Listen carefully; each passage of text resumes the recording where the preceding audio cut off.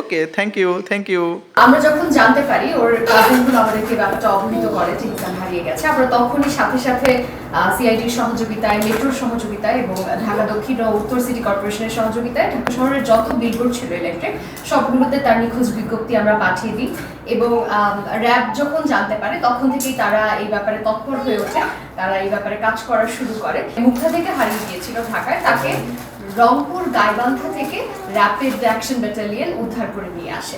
তো আমরা যদি স্যারের কাছ থেকে একটু জানতে পারি যে কিভাবে ওকে এত দূর থেকে গিয়ে উদ্ধার করা হয়। সিসিটিভি ফুটেজ যথাযথভাবে কালেকশনের চেষ্টা করি। তথ্য প্রযুক্তির সহায়তায় আমরা বুঝতে পারি যে বাচ্চাটার লোকেশন হলো গাইবান্ধা, আর যিনি বাচ্চাটা চুরি করে নিয়ে গেছিলেন তার লোকেশন হলো ঢাকা। এরপর পরে আমরা র্যাব 13 রংপুরের টিমটাকে অ্যাক্টিভেট করি এবং ওনাদের যে গাইবান্ধার যে টিমটা আছে ওনারাই পলাশবাড়ি বাস স্ট্যান্ড থেকে আমরা বাচ্চাটাকে উদ্ধার করে